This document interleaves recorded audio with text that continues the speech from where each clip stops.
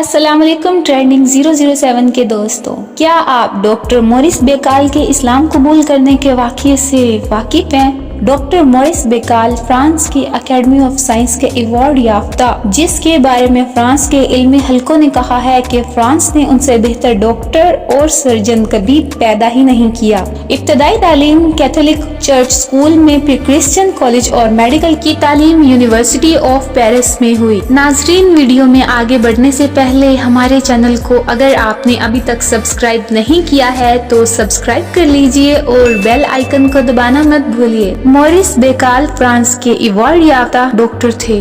ان کے مریضوں کا تعلق دنیا بھر سے تھا اور حکمرانوں کے علاج کے لیے انہیں بلوایا جاتا تھا۔ مصر کے انور سادات ان سے علاج کرواتے تھے۔ 1973 میں سعودی عرب کے شاہ فیصل کی فیملی ڈاکٹر کے طور پر تعینات ہوئے۔ اسکول اور کالج میں بائبل کی تعلیم حاصل کی، دوسرے مذاہب کا بھی مطالعہ کرتے تھے، خاص طور پر قرآن کا۔ اس کے علاوہ آثار قدیمہ، جس میں مصری آثار قدیمہ کی سوسائٹی کے ممبر بھی تھے، مسلمان مریضوں سے قرآن کے بارے میں گفتگو بھی کیا کرتے تھے۔ ایک مرتبہ قرآن پر وہ ایک مسلمان مریض سے کسی بات پر بحث کر رہے تھے کہ اس نے پوچھا، قرآن کس زبان میں پڑھا ہے آپ نے؟ انہوں نے کہا کہ فرانسیسی میں۔ اس پر مسلمان نے کہا، اگر کسی چیز کو آپ صحیح سے سمجھنا چاہتے ہیں تو پھر اس کی اصل زبان میں پڑھیں، اس کے بغیر آپ کو صحیح اندازہ نہیں ہوگا۔ یہ بات ان کے دل کو لگ گئی اور انہوں نے عربی کی تعلیم حاصل کرنا شروع کر دی، اور وہ کمال کی زبان سیکھی کہ عربوں نے کہا کہ ہم نے کبھی ان کی عربی میں کوئی غلطی نہیں پائی۔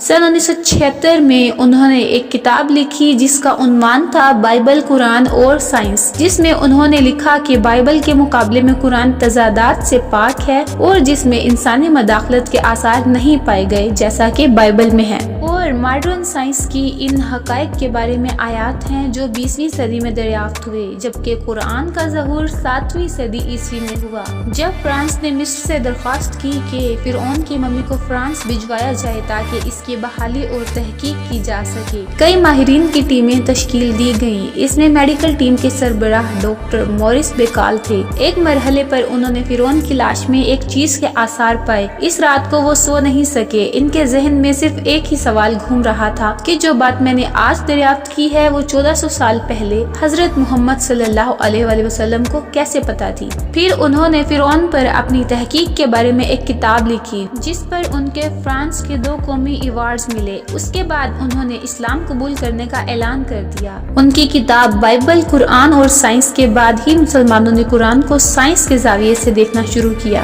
ڈاکٹر مورس بیکال کا قول ہے، میرا کام ہے سچ بولنا۔ کسی کو سچ قبول کرنے پر مجبور نہیں کیا جا سکتا، لیکن انسانی ذہانت کے لیے یہ یقیناً شرم کی بات ہے کہ وہ سچ کو تلاش کرنے کی کوشش میں دلچسپی نہ رکھے۔ اسے چاہیے کہ اپنی عقل اور دلیل کی بنیادوں پر منطقی طریقوں پر سمجھے اور اپنے بارے میں اور سوال اٹھائے اور غور و فکر کرے۔ ڈاکٹر مورس بیکال 18 فروری 1998 کو اس دنیا سے رخصت ہوئے۔ اللہ ان کے درجات کو بلند فرمائے، آمین۔ ناظرین، اسی طرح کی مزید ویڈیوز کے لیے ہمیں سبسکرائب کر لیجئے۔ کل پھر حاضر ہوں گے انشاءاللہ ایک نئی ویڈیو کے ساتھ، ایک نئی خبر کے ساتھ۔ تب تک کے لیے اللہ حافظ۔